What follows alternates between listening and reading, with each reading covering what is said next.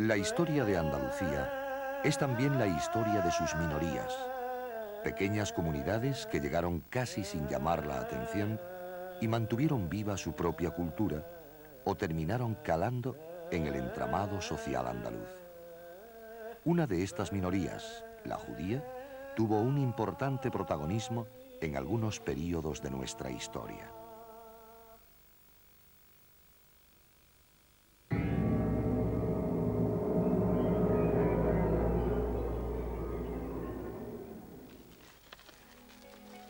Con la esperanza puesta en la venida del Mesías Redentor y buscando un lugar donde establecerse, el pueblo judío recorrió pronto el mundo conocido.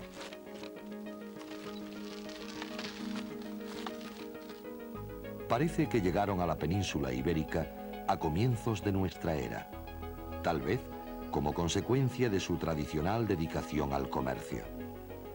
Su permanencia en esta tierra que con el tiempo llamarían Sefarad y la convivencia con sus diferentes pobladores pasó por períodos alternantes de tolerancia, rechazo y persecución. En la época romana ya se encuentran establecidos en la Bética, lo que hoy llamamos Andalucía. Posteriormente, y bajo el dominio visigodo, los judíos consiguieron afianzarse hasta que, a finales del siglo VII, surgen las primeras medidas contra ellos.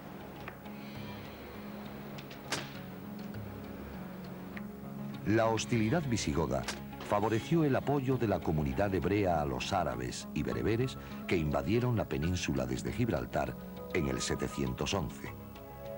En su nombre, los judíos llegaron a controlar algunas ciudades. Durante el período andalusí, disfrutaron, como los cristianos, de la tolerancia de los musulmanes. Estaban protegidos por el Corán como minorías religiosas, aunque eran considerados ciudadanos de segunda. A pesar de ello, unos y otros colaboraron activamente en labores administrativas de Al-Ándalus.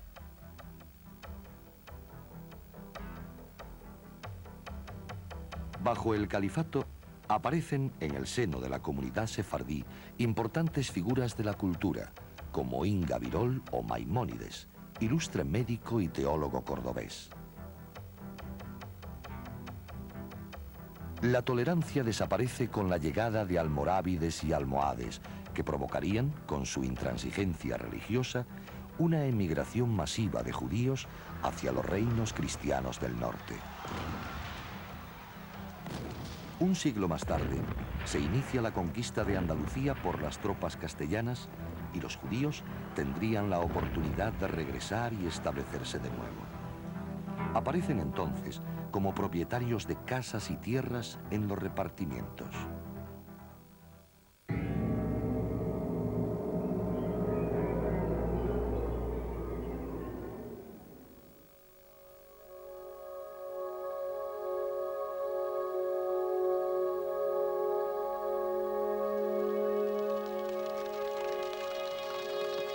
A partir de la segunda mitad del siglo XIII, cuando comienzan a ser expulsados del resto de Europa, se inicia en Andalucía un período de convivencia tolerada con la comunidad hebrea que durará un siglo.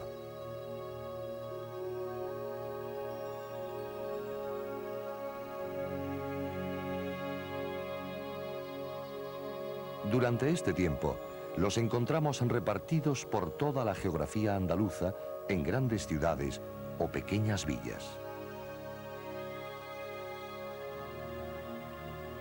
Constituyen minorías organizadas en comunidades o aljamas, dotadas de jefes y jueces y con un sistema impositivo e instituciones de beneficencia propias.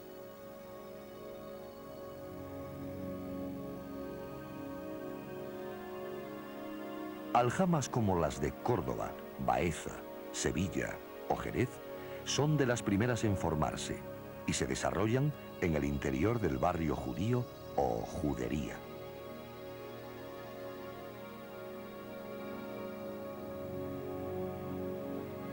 Se trataba generalmente de un conjunto urbano en las proximidades del palacio o alcázar del rey, caracterizado por su aislamiento.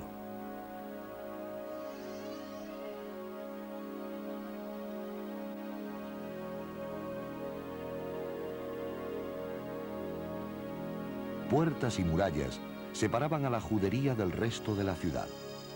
En su interior, con un entramado de calles estrechas, se disponían los edificios públicos, los baños, la carnicería y la sinagoga, que en grandes ciudades podían ser más de una.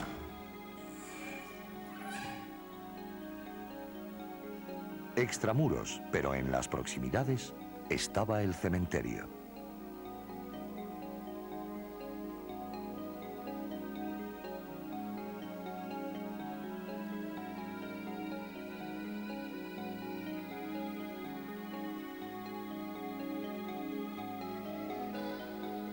En las aljamas destacaba un pequeño grupo de ricos propietarios dedicados a la actividad financiera que, en algunos casos, alcanzaron puestos de confianza en el entorno de los monarcas cristianos.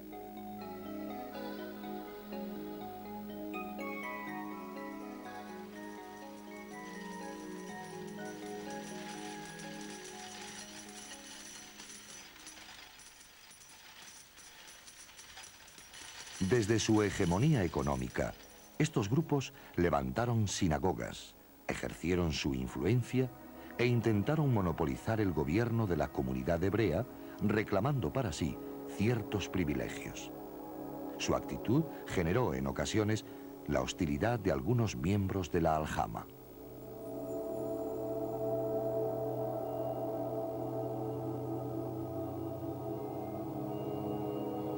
Junto a esta minoría, los sabios de Israel de cada comunidad actuaban de guardianes de la tradición, velando por el respeto a la forma de vida judía basada en la moral pública y en la transmisión oral y escrita de los libros sagrados, la Torá y el Talmud.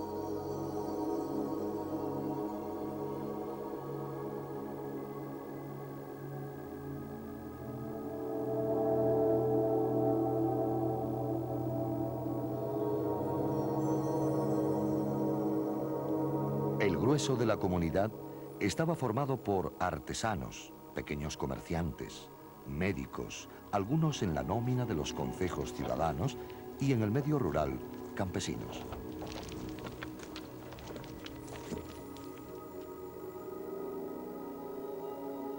Desarrollaban generalmente su actividad en el ámbito urbano entre comercios y talleres artesanales, destacando los dedicados a la fabricación de tejidos, la confección y el cuero.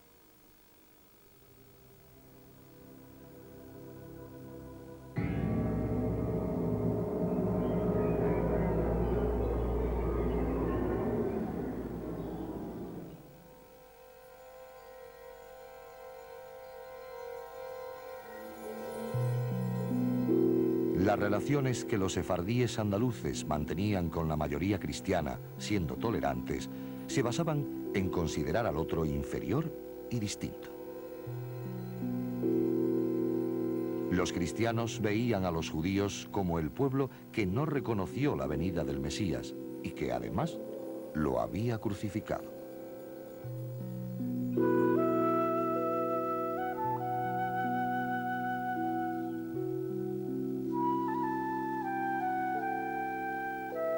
Las medidas que separaban ambos grupos de población no se fueron implantando hasta el siglo XIV, aunque ya habían aparecido un siglo antes, en el Cuarto Concilio de Letrán y en las 7 partidas de Alfonso X.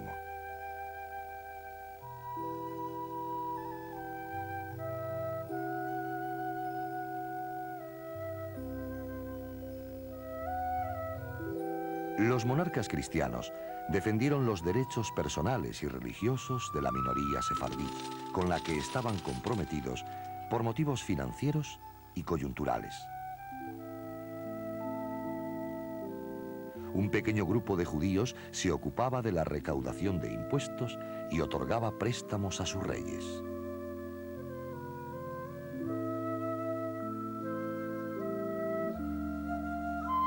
Sin embargo, entre el pueblo fue creciendo un sentimiento antijudío que desemboca a mediados del siglo XIV en acciones violentas como la de Arjona de 1349 contra intereses hebreos. Alfonso XI castigó entonces a los cabecillas de la revuelta con la muerte y al resto de los participantes con la deportación a Gibraltar.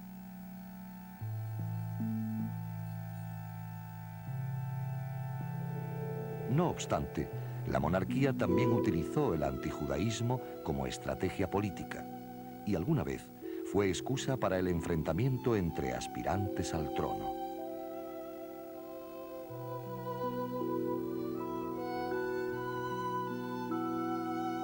En otras ocasiones eran fustigados desde los púlpitos. En Sevilla, el arcediano de Écija se destacó por sus sermones contra los hebreos, que fueron el detonante del gran asalto a la judería en 1391. Hubo nuevas como el pueblo de la ciudad de Sevilla había robado la judería, e que eran tornados cristianos los más judíos que hieran, e muchos de ellos muertos.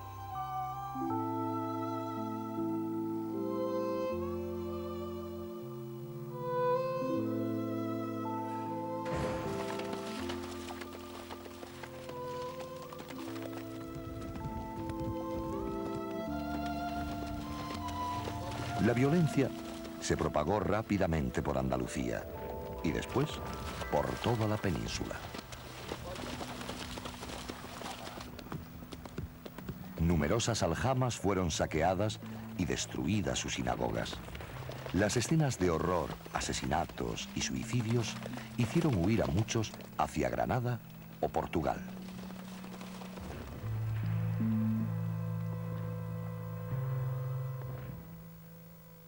La causa última de esta violencia antijudía había sido la no aceptación de Cristo como el Mesías, así como una serie de leyendas sobre profanaciones y sacrificios rituales. Pero también hay que tener en cuenta que estamos en un siglo con múltiples problemas de tipo económico, pestes, epidemias, hambres y en unos momentos de vacío de poder que facilitó el que los judíos fuesen utilizados como chivo expiatorio sobre los que volcar los problemas de la mayoría cristiana.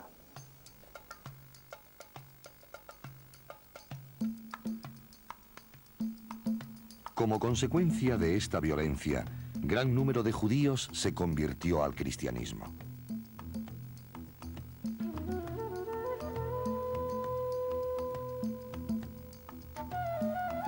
En las décadas siguientes, los que permanecen en su fe sufrirán distintos tipos de coacción.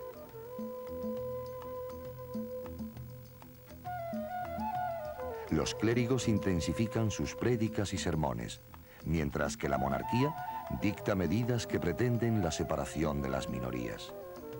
Estas medidas incluían desde el apartamiento en barrios y la prohibición de ejercer determinados oficios entre los cristianos, hasta la obligación de dejarse crecer el pelo y la barba y llevar una marca que los señalara.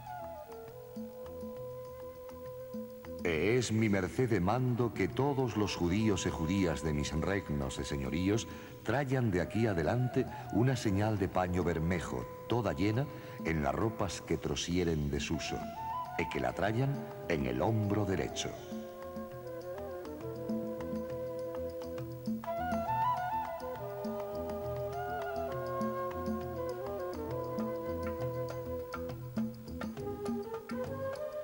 A pesar de todo, estas normas cayeron pronto en el olvido y su cumplimiento siempre fue relativo. A partir de este momento, irá disminuyendo la importancia de la minoría judía en toda la geografía andaluza. Desciende su número y casi desaparecen como arrendatarios o recaudadores de impuestos y como prestamistas, ya que los judíos que desempeñan estos cargos se convierten pronto al cristianismo.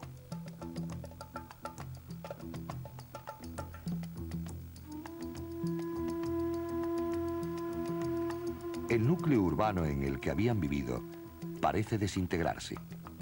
Las juderías acogen tanto a judíos como a conversos y cristianos viejos, mientras que algunos de sus antiguos moradores deciden vivir fuera de ellas.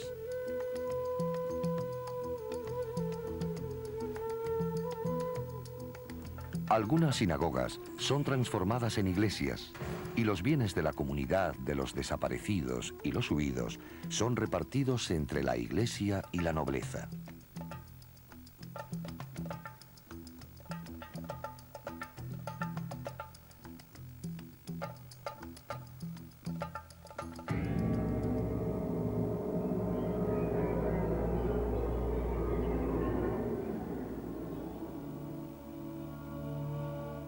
A mediados del siglo XV se produce una cierta recuperación vital relacionada con la aparición de sefardíes de fuerte formación intelectual y religiosa.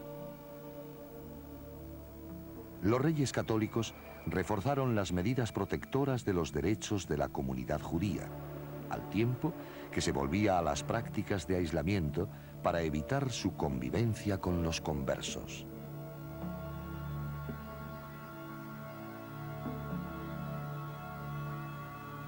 El riesgo de su influencia sobre estos conversos hace que el Tribunal de la Inquisición, que no tenía jurisdicción sobre los judíos, dicte en 1483 el decreto por el que se les conmina a convertirse al cristianismo o a abandonar los reinos de Sevilla, Córdoba y más tarde Jaén.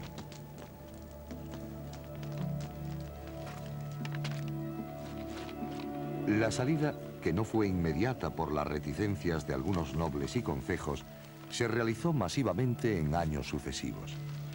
En 1492, cuando se decreta la expulsión general, parece que no quedaban judíos en Andalucía.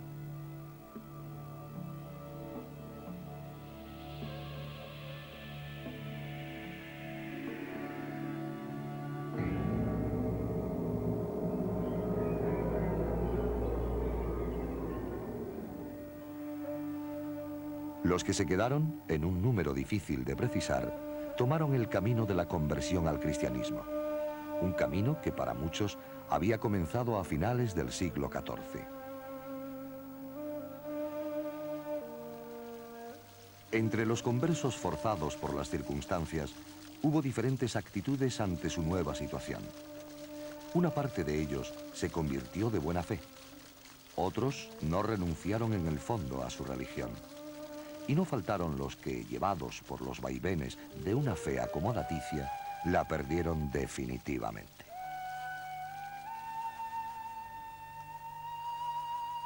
El simple acto del bautismo convertía en iguales a quienes hasta entonces eran inferiores. La actividad financiera y comercial que algunos conversos seguían desempeñando facilitaba su ascenso social.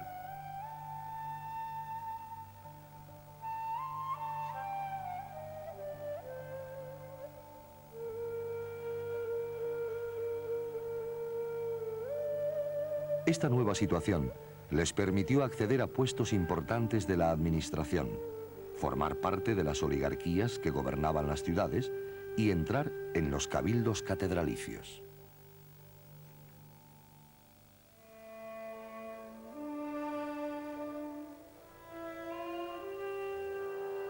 Hasta mediados del siglo XV, la convivencia entre cristianos viejos y judeoconversos fue tolerante y sin tensiones. En 1473, un incidente al paso de una procesión por la calle del Rastro de Córdoba, en el que una joven conversa vació una vasija accidentalmente sobre la imagen, desencadenó la caza del converso, que se extendió por los reinos de Córdoba y Jaén. Este, como otros conflictos que tienen lugar por estos mismos años contra los conversos, hay que situarlos en un ámbito de conflictos políticos locales. Las oligarquías, organizadas en bandos que luchan por el poder municipal, utilizan los odios de tipo religioso, de tipo social, contra los conversos por parte de las masas populares. A esto hay que añadir el desgobierno local, los problemas de abastecimientos y el incremento de la presión fiscal, cuando además los propios conversos eran los recaudadores de estos impuestos.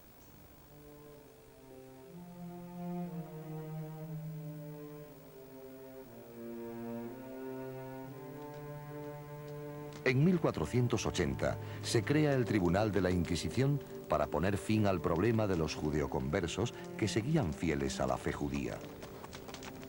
El primero de todo el reino tuvo su sede en Sevilla y más tarde en Córdoba y Jaén. Desde miembros de los cabildos municipales y catedralicios hasta modestos artesanos fueron llevados ante él y condenados a muerte, cárcel, multa o sanbenito, además de la incautación de bienes, la pérdida de oficios y la inhabilitación del condenado y sus herederos para el ejercicio de ciertas actividades.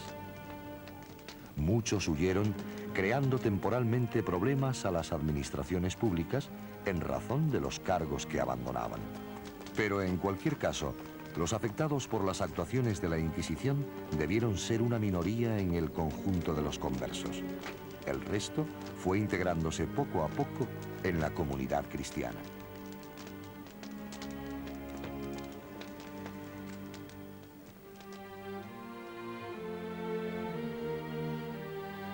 La asimilación se produjo sobre todo entre las capas medias y bajas de la sociedad. Al cabo de una o dos generaciones, era imposible distinguir a judeoconversos trabajando junto a cristianos viejos en el comercio o desempeñando su labor como juristas, hombres de letras, médicos, escribanos o artesanos.